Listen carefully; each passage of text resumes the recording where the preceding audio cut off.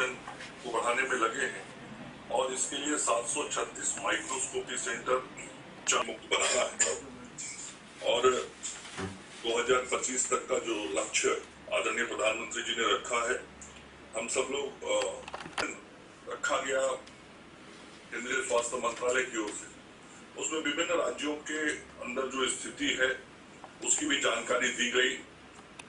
अन्य काम जो करने हैं, जो नोटिफिकेशन बढ़ाने हैं, कैसे करने हैं, सारी चीजों का विस्तार से चर्चा हुआ, इसलिए मैं उसको दोहराऊंगा नहीं।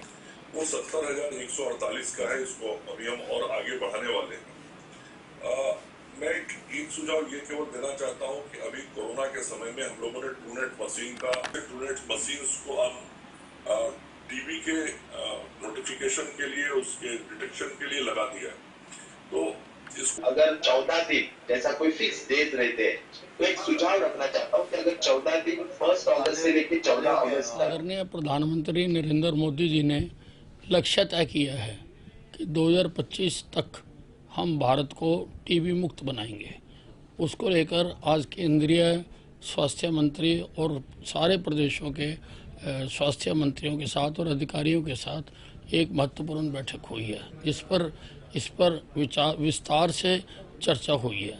हरियाणा में भी हम इसके लिए पहले से ही काम कर रहे हैं और हमारे पास सारा इंफ्रास्ट्रक्चर भी है, हमारे पास मशीनें भी हैं, टेस्टिंग की कैपेसिटी भी है और अभी हमने RT-PCR की कम से कम 1 से ज़्यादा मशीनें लगाई हैं, वो भी टीबी के लिए इस्तेमाल हो सकती हैं।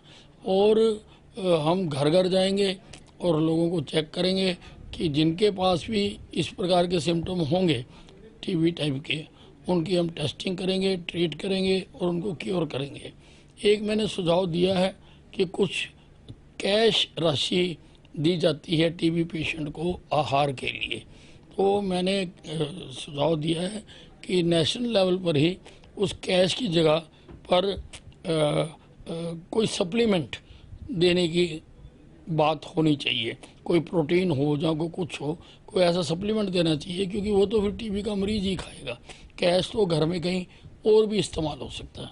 एक बात और हमारे ध्यान में आई है कि बहुत सारे private clinic, private labs, chemist वो टीबी की टेस्ट करते हैं, दवाइयाँ देते हैं या इलाज करते हैं, परंतु ये नोटिफाइड डिजीज़ है।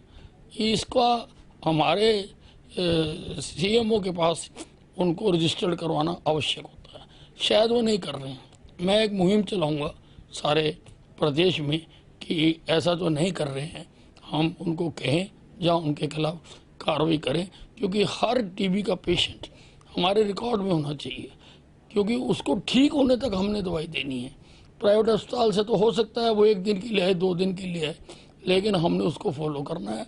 और मैंने ये भी कहा है कि ये ऐप बनानी चाहिए और उसके ऊपर सारे रिकॉर्ड होने चाहिए और जियो लोकेशन होनी चाहिए, ताकि जो हमारा आदमी जाए उसका सबूत हो सके कि हाँ वो टीबी के मरीज तक होके आया और उसको दवाई दे के आया।